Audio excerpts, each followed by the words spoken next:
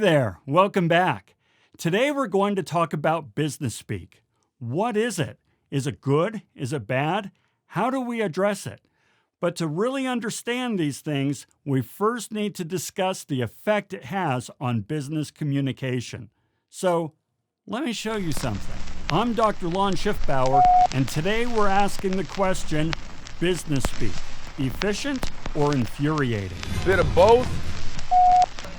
To start out, let's read a little bit of Dutch. Now, I know you may not speak Dutch, but bear with me, you might be surprised. Mijn naam is Lon Schiffbauer. Mijn huis is in Sandy, Utah. En ik heb een vrouw met 5 kinderen. Pretty straightforward, right? So, take a moment and see if you can figure out what this is saying. Mijn naam is Lon Schiffbauer. Mijn huis is in Sandy, Utah. En ik heb een vrouw met 5 kinderen. Got it figured out? Okay, let's break it down a little bit. Let's go line by line. First, Mijn naam is Lon Schiffbauer. my name is Lon Schiffbauer. Pretty straightforward. Okay, next line. Mijn huis is in Sandy, Utah. My house is in Sandy, Utah. Okay, third line.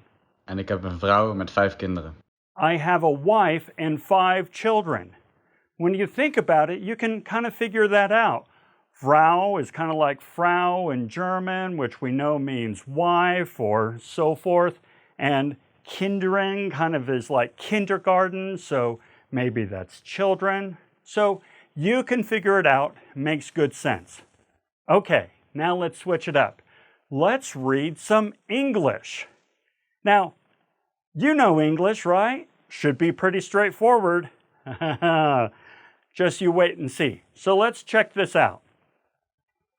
Use a constituent-centric design approach with early input from business consumers using design thinking best practices to help inform user needs and expectations.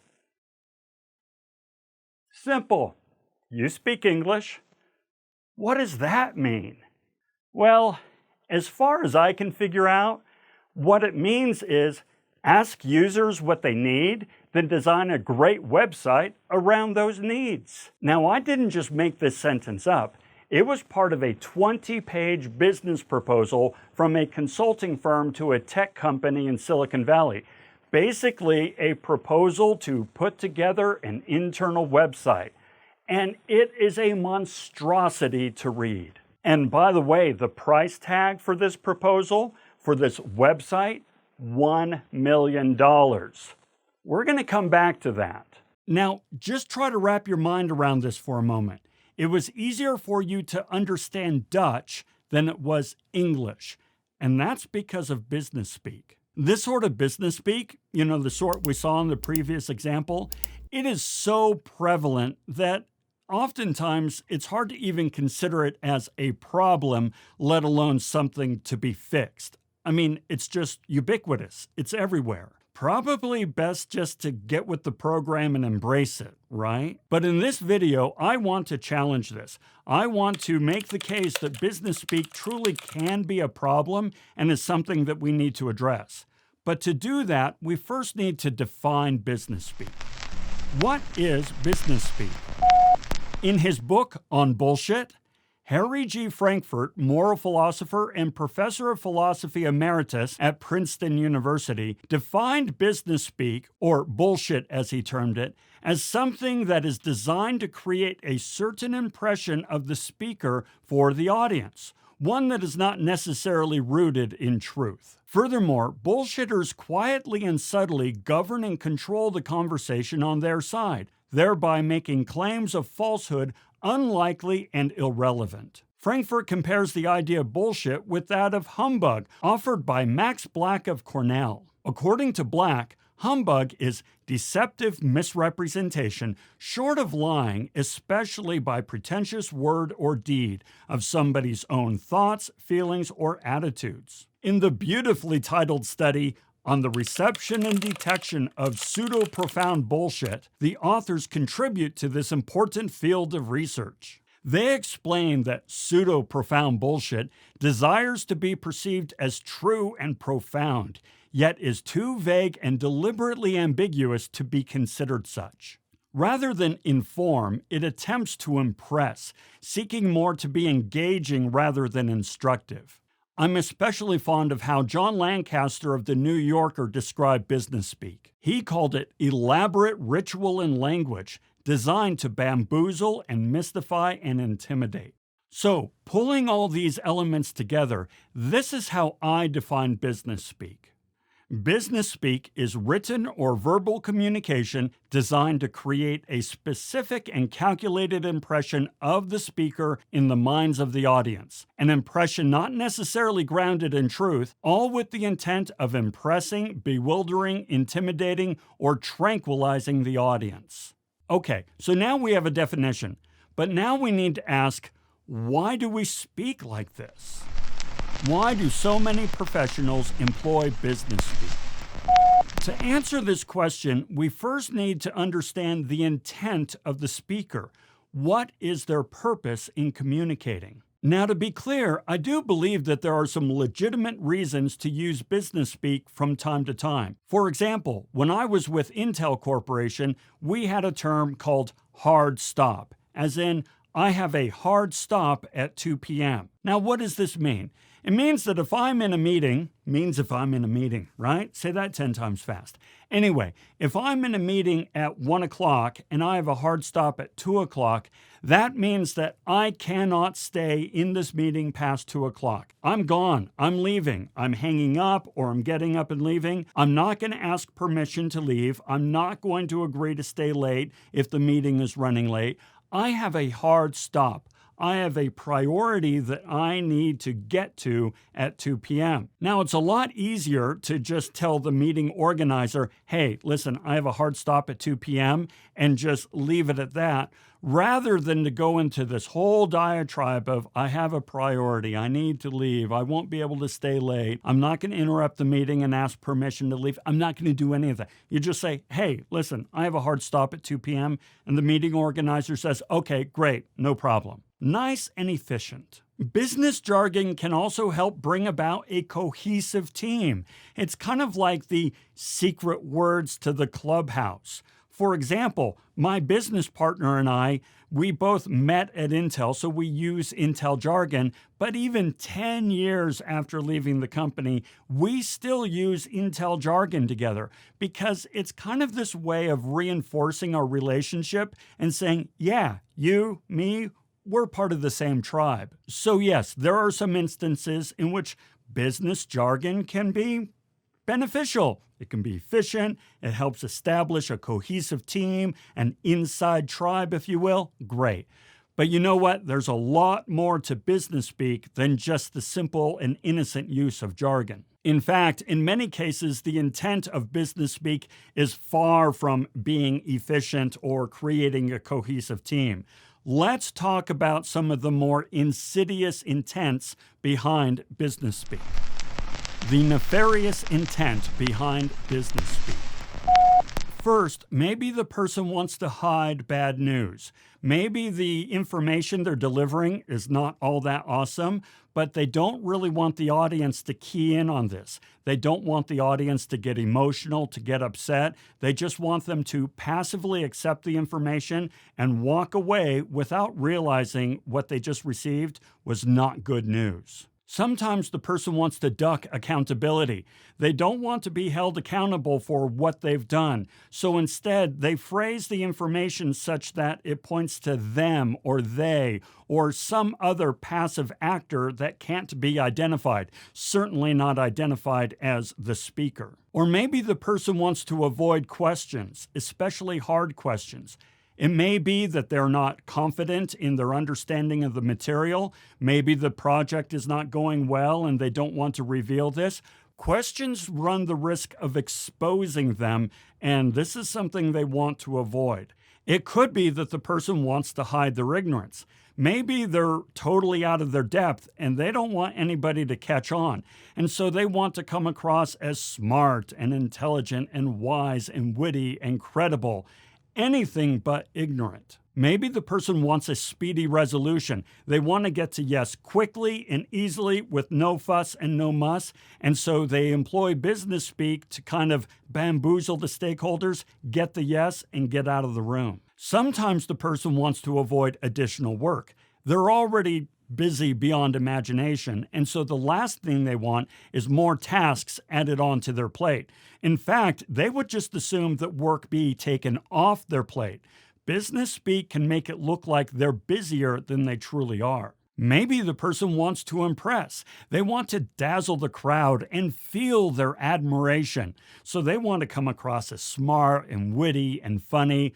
The last thing they want is to be perceived as dull or uninspired. Finally, it could be the person just wants to sustain the status quo. They want to fit in. This is how everybody speaks, so this is how I'm going to speak. They don't want to buck the system, they want to be part of the collective. When we look at it this way, it's not hard to see how easy it is to just fall in line and use business speak. We want to be part of the group, we want to be perceived as successful and intelligent. The last thing we want is to be ostracized. And so business speak is a way for us to really demonstrate our commitment to the organization. Okay, so what we just discussed was the intent behind business speak, what people want to do. Now what I want to talk about are the tools that people use to actually get what they want. The tools of business speak. The first is to render something obscure. A great way to bewilder and befuddle an audience is to make something complicated, unintelligible, very, very difficult to understand. We can do this with the use of jargon and acronyms and pretentious words, anything to just kind of befuddle the audience. The next is to frame the question in binary terms. Somebody using business speak wants to offer really just two options, option A or option B. And likely they're going to try to guide the audience to one of the two options.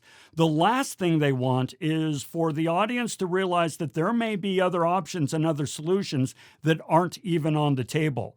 By framing the question in binary terms, the person employing business speak controls the discussion. The next tool is to weaponize boredom. By making the topic dull and tedious, the audience is basically going to be lulled into a stupor. Now, what's the point of that? Well, an audience that's asleep is not going to challenge, is not going to ask questions, is not going to dig deeper. So you know how at the end of a meeting, the presenter will say, "Are there any questions?"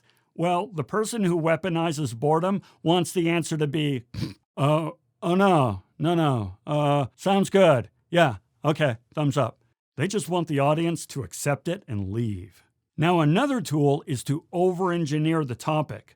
The idea here is to make it seem far more complicated, far more complex, and therefore far more expensive than it really is. The hope of the speaker is that they will come across as indispensable to the higher-ups. Now, you remember the example we looked at before with that website proposal? That's a tremendous example of over-engineering the solution. It's truly not that complicated to put together an internal website. But a 20-page document written in business speak makes it look like this is going to cost $1 million. Yet another tool is to make something anonymous. The way a speaker does this is by using passive language, something like, "It has been decided that." Now, by making something anonymous, the audience doesn't know to whom to direct their complaints or questions, since it's anonymous. Another way a speaker or a writer can make something anonymous is by stripping away all personality from the language, making it bland and generic, and couching it in just really aggravating niceties and formalities. The last tool is to intimidate. The use of big words and pretentious language is sort of the intellectual equivalent of puffing out your chest. It's the intellectual equivalent of bullying. It's kind of like saying, "Listen, I'm clearly the smartest person in the room. You don't want to challenge me. You don't want to question me. You would just embarrass yourself. In fact, odds are everybody in the room except you understands what I'm talking about, and you don't want to embarrass yourself. So just sit quietly and passively accept everything I say. How not to use business speak. Okay, so we have defined business speak, we've talked about the intent behind business speak, and we've explored some of the tools used by those guilty of the worst kind of business speak. But then that leaves us with the question, how should we communicate in the workplace? Let's explore that. First, whether speaking or writing, your communication needs to be compelling. It needs to grab their attention, clearly kind of spelling out what's in it for me, what's in it for the audience. After all, they get communications all the time. Why should they pay attention to your communication versus the other 800 that they've received that day? Now, to be clear, I'm not talking about gimmicks here. I'm not talking about clickbait. I'm talking about framing the information in a way that is truly important to the reader or the listener. Make sure that they understand why they need this information and how they can benefit from it. What's in it for me? It's not enough just to say, oh, well, I'm the boss, it comes from me, they're going to read it. Or, oh, this is really important to the company, so they're going to listen to it. No. Just because it's important to the boss or important to the company doesn't mean it's important to them. You need to respect their attention and make sure that they see a clear, compelling reason to engage with the communication. Next, be direct. Make sure that very early on in the communication, you explain who, what, when, where, how, why. Who is this important to? What is it about? When do they need to know the information? Where can they go to take the action necessary? Why is it important? This way, even if they just scan the top of an email or just listen to the first 10 minutes of your spiel, they'll have the information they need to take appropriate action. I mean, come on, let's be honest. Not many of us really have the attention to stick with an email or a lecture all that long. In fact, if you're still watching this video, you're the exception. Next, be simple, clear, and concise. Now, one of the reasons you were able to read Dutch better than English at the beginning of this video is because the Dutch, despite the fact that it was in Dutch, was simple, clear, and concise. Whereas the English was just rambling on with all this pretentious language. By being simple, clear, and concise, you can make anything easy to understand. And after all, understanding should be our first goal and intent in business communication. One way to think about this is what I call the grandmother rule. If you can explain something in such simple terms that your grandmother or grandfather or granduncle or whatever can understand it, then you know your communication is awesome. Next, be natural and friendly in your communication. Yes, we want to be professional and courteous, no doubt about that, but that doesn't mean that we need to be stilted and robotic. Furthermore, and this is really important, don't speak down to your audience. Don't try to butter them up or spin the topic or whitewash what you're talking about. Truth is, they're really smart and they're going to see through that nonsense very easily, and they're not going to thank you for it. Finally, use credible facts and data when presenting your information. Yes, rhetoric has its place, but most businesses are data-driven. They're trying to make data-driven decisions. And so make sure that you're presenting the information that your audience needs to make the very best business decision possible. So those are the ways that you can improve your business communication. Now, it's probably no secret to you that I struggle with this. I've used business speak the majority of my career, and so it's really been hard to expunge it from my psyche. Expunge it from my psyche. There's a great deal of cultural inertia behind business speak in the workplace, so moving past it is very difficult. Still, we can do this together, right? You with me? Awesome. All right, so there you go. Thank you for joining me, and until we talk again, have a fantastic day.